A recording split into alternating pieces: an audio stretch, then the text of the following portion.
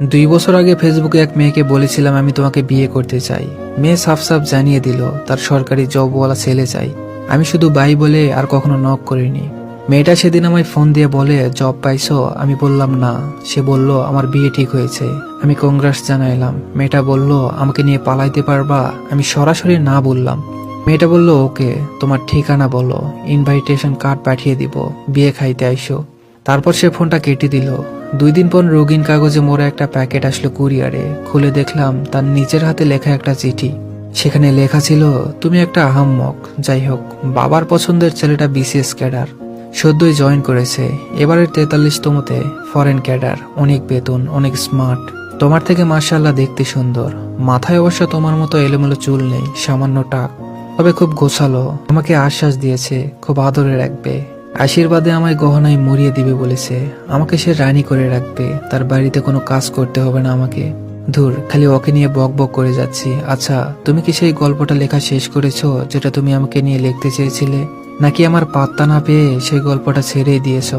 এবার গল্পটা কিন্তু অবশ্যই লিখবা। একটাই আবদার, জানি তোমাকে আবদার করার মতো কোনো অধিকার আমার নেই, তবুও বলছি যদি পারো আমার বিয়েতে একটা সিঁদুরের কৌটা গিফট করো। অল্প দাম দিয়ে কেনো। তোমার হাতে সিঁদুর পরাটা আমার কপালে ছিল না হয়তো, কিন্তু তোমার দেয়া কাটায় সিঁদুর রাখতে তোমার নিশ্চয়ই আপত্তি থাকবে না। ইতি অবনী।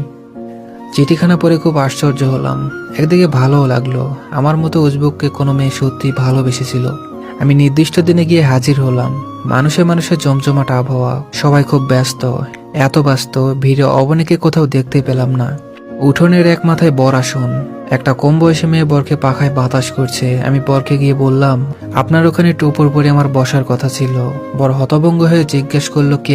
যেখানে ইচ্ছা সেখানে যেতে পারে, কোনো বাধা নিষেধ নেই। আর মেয়েদের বেলায় যত সব বাধা নিষেধ। আজ কিছু কথা বলি, তা শোনার পর হয়তো ছেলেদের সম্পর্কে মেয়েদের ধারণাটাই পাল্টে যাবে। স্বাধীনতা, আড্ডা, ঘোরাঘুরি এগুলো ছেলেদের জীবন নয়। ছেলেদের জীবন মানে হচ্ছে একটা সংগ্রাম, অনেক ত্যাগ। জন্মের পর থেকে ছেলেদের মাথায় প্রতিষ্ঠিত হওয়ার বীজ ঢুকিয়ে দেওয়া হয়। প্রতিষ্ঠিত না হতে পারলে ছেলেদের সমাজে কোনো মর্যাদা থাকে না। একটা বাবা তার মেয়েকে কখনোই অপ্রতিষ্ঠিত একটা ছেলের কাছে বিয়ে দেয় না। ছেলেরা পরীক্ষায় ফেল করলে তাদেরকে সংসারে হাল ধরতে হয়, আর মেয়েরা পরীক্ষায় ফেল করলে সহজ হিসাব, তাদেরকে বিয়ে দিয়ে দেওয়া হয়। আবার মেয়ে যদি সুন্দরী হয় তাহলে তো কোনো কথাই নেই, তাহলে তার জন্য প্রতিষ্ঠিত ছেলের অভাব পড়ে না। সরকারি কর্মকর্তা, ডক্টর, ইঞ্জিনিয়ার, তার জন্য সিরিয়াল লেগে যায়। আর ছেলেদের ক্ষেত্রে সুন্দর হলো টাকা।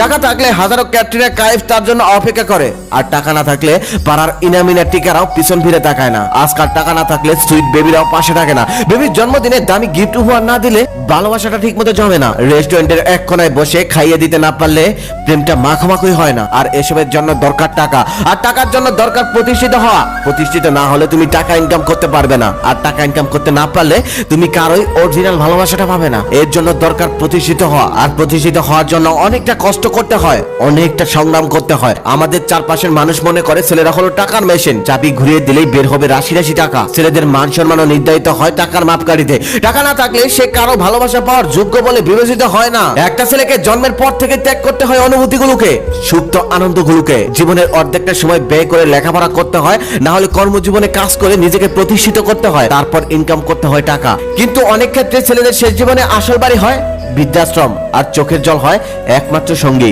এভাবে সারাটা জীবন শুধু ত্যাগ করে দেয় ছেলেরা, শুধুমাত্র প্রিয় মানুষদের জন্য। বিনিময়ে কিছুই চায় না, কখনো ছোট ভাই, কখনো ছোট বোন, কখনো মা বাবা, আবার কখনো স্ত্রীর জন্য। সারাটা জীবন শুধু ত্যাগ করে যায় আপন মানুষদের জন্য। তারপরেও একটা পুরুষ কখনোই সবার প্রিয় হতে পারে না। আপন মানুষগুলি নানান বাহানা দিয়ে কষ্ট দিয়ে যায়। সবাই শুধু দেখে তার ব্যাংক ভর্তি টাকা আছে কিনা। একটা মেয়ের কাছে তার হাজবেন্ড সুন্দর হোক বা হ্যান্ডসাম হোক, এটা কোনো ব্যাপার না, তবে টাকা থাকতে হবে। শপিং এ গিয়ে দামি দামি শাড়ি কিনে দিতে হবে, হাজার হোক পাশের বাড়ির ভাবির সাথে সেই শাড়িগুলো নিয়ে প্রতিযোগিতায় নামতে হবে। তো তাই প্রত্যেকটা ছেলের উদ্দেশ্যে